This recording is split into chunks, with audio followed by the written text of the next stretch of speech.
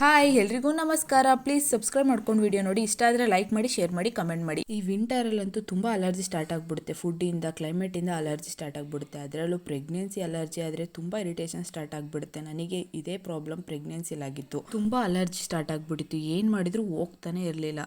ಆವಾಗ ಯಾರೋ ಸಜೆಸ್ಟ್ ಮಾಡಿದ್ರು, ಈ ತೊಂಡೆಕಾಯಿನ ಒಂದ್ಸರಿ ಟ್ರೈ ಮಾಡು, ಅಲರ್ಜಿ ಬೇಗ ಫಟ್ ಅಂತ ಕಡಿಮೆ ಆಗಿಬಿಡುತ್ತೆ ಅಂತ. ನಾನು ಒಂದ್ಸರಿ ಪಲ್ಯ ಮಾಡ್ಕೊಂಡು ತಿನ್ನೋಕೆ ಸ್ಟಾರ್ಟ್ ಮಾಡಿದೆ. ನಿಜವಾಗ್ಲೂ ತಟ್ಟ ಅಂತಾನೆ ಕಡಿಮೆ ಆಯಿತು ಅಲರ್ಜಿ. ನೀವು ಟ್ರೈ ಮಾಡಿ ಒಂದ್ಸರಿ. ಹೇಗೆ ಮಾಡೋದು ಅಂತ ನೋಡೋಣ ಬನ್ನಿ.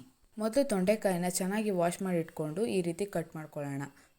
ನಂತರ ಒಂದು ಪಾತ್ರೆಗೆ ಎಣ್ಣೆ ಹಾಕ್ಕೊಂಡು ಅದಕ್ಕೆ ಸಾಸಿವೆ, ಒಣಮೆಣ್ಸಿನ್ಕಾಯಿ, ಈರುಳ್ಳಿ, ತೊಂಡೆಕಾಯಿ ಹಾಕ್ಬಿಟ್ಟು ಸ್ವಲ್ಪ ಫ್ರೈ ಆಗಕ್ಕೆ ಇಟ್ಬಿಡೋಣ. ಅದು ಫ್ರೈ ಆಗೋವರೆಗೆ ಇನ್ನೊಂದು ಪಾತ್ರೆಗೆ 1 ಟೇಬಲ್ ಸ್ಪೂನ್ ಎಣ್ಣೆ ಹಾಕ್ಕೊಂಡು ಅದಕ್ಕೆ ಕಡಲೆ ಬೀಜ ಹಾಕ್ಕೊಂಡು ಸ್ವಲ್ಪ ಫ್ರೈ ಮಾಡ್ಕೊಳ್ಳೋಣ. ಸ್ವಲ್ಪ ಫ್ರೈ ಆದಮೇಲೆ ಕಡಲೆಬೇಳೆ, ಉದ್ದಿನಬೇಳೆ, ಜೀರಿಗೆ, ಎಳ್ಳು, ಬ್ಯಾಡಗೆ ಮೆಣಸಿನ್ಕಾಯಿ ಹಾಕ್ಕೊಂಡು ಸ್ವಲ್ಪ ಫ್ರೈ ಮಾಡ್ಕೊಳ್ಳೋಣ ಕಲರ್ ಚೇಂಜ್ ಆಗೋವರೆಗೆ.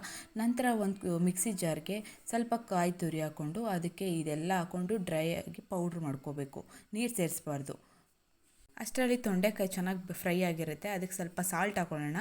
ಸಾಲ್ಟ್ ಎಲ್ಲ ಹಾಕಿ ಚೆನ್ನಾಗಿ ತಿರುಗಿಸಿ ಅದು ಇನ್ನೊಂದು ಸ್ವಲ್ಪ ಸಾಲ್ಟೆಲ್ಲ ಹಿಡಿದ್ಮೇಲೆ ಡ್ರೈ ಪೌಡರ್ನ ಇದಕ್ಕೆ ಆ್ಯಡ್ ಮಾಡಿಕೊಂಡು ಚೆನ್ನಾಗಿ ಒಂದು ಮಿಕ್ಸ್ ಕೊಡೋಣ. ಸ್ವಲ್ಪ ಹೊತ್ತು ಒಂದು 5 ಮಿನಿಟ್ಸ್ ಚೆನ್ನಾಗಿ ಬೇಯಿಸೋಣ. ಅದಕ್ಕೆ ಕೊತ್ತಂಬರಿ ಸೊಪ್ಪು ಹಾಕಿ ಮಿಕ್ಸ್ ಮಾಡಿ ಒಂದೊಳ್ಳೆ ತೊಂಡೆಕಾಯಿ ಫ್ರೈ ರೆಡಿಯಾಗಿರುತ್ತೆ. ನೀವು ಕೂಡ ನಿಮ್ಮ ಮನೇಲಿ ಟ್ರೈ ಮಾಡಿ ಹೇಗೆ ಬಂತು ಅಂತ ನಂಗೆ ಕಮೆಂಟ್ ಮಾಡಿ. ಚಪಾತಿ ಜೊತೆ ಅಂತೂ ತುಂಬ ಚೆನ್ನಾಗಿರುತ್ತೆ. ನೀವೊಮ್ಮೆ ಟ್ರೈ ಮಾಡಲೇಬೇಕು. Thank you.